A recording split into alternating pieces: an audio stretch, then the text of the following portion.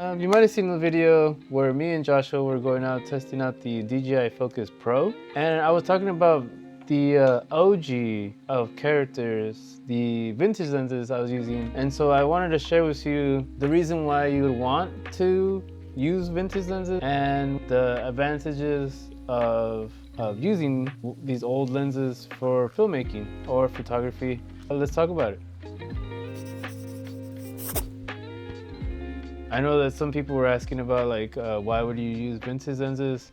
Well, sometimes we gotta get creative, and this is like a third of the price of those G Master lenses, probably like a quarter of the price of those cinema lenses, and it gives you a pretty good down-to-earth realism shot that a lot of people are trying to do with these new lenses anyways. Like, people are putting mist filters and diffusion, and like they're putting all these effects on in post-production and the color grading to get these vintage looks. Well, you could just kind of just get that just without having in camera, without having to put so much effort into it. I really suggest that you go to thrift stores and try to find these vintage lenses. The ones that I prefer or that I like are the Minoltas and the Takumars. And the Takumars are part of the, what camera lineup is that?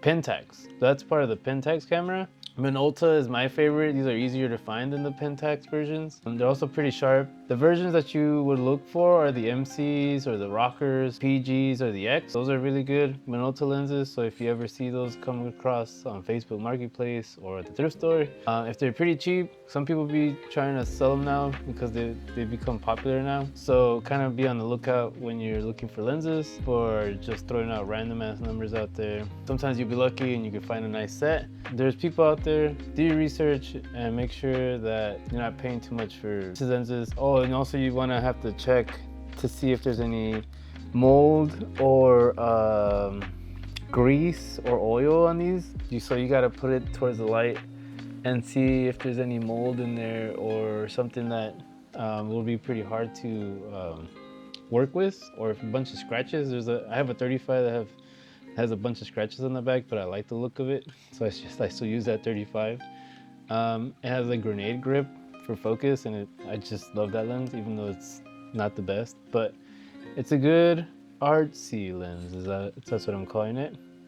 But yeah, the only downside to using vintage lenses, if you're into just using autofocus, I mean, I came from a world where they told us only to use manual for everything. Don't ever trust autofocus. So using manual focus on these things weren't that bad.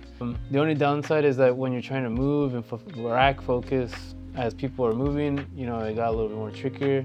But thankfully, things have evolved. They have focus pulling, little pen ones, and now they have like the electronic ones that pull focus for you automatically, or you can do it with the thing. You can watch that DJI Focus Pro video again if you want to see how that worked with this lens that I used. This is the one I used in that video. This is a 50mm 1.4. It's a prime lens. That means that you can't zoom in or out with it. You could digital zoom with the Sony lineup, but usually prime lenses don't zoom in. What I'm getting at is the craft of filmmaking is pretty expensive, but don't let that, you know, stop you from, you know, creating these stories, trying to put out your vision out there.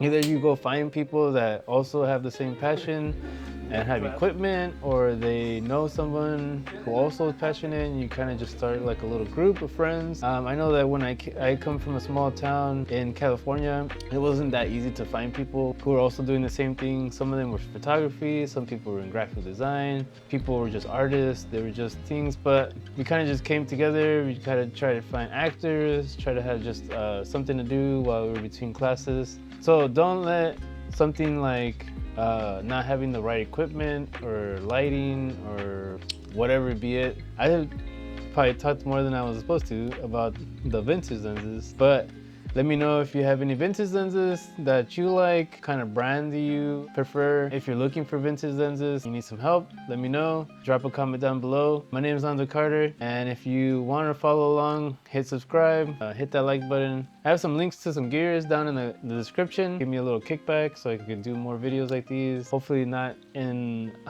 in a hotel room all the time. You know, I kind of want to do this full time so I can help others kind of find their passion and creating that low budget dream, you know, making things happen. I'll see you on the next video.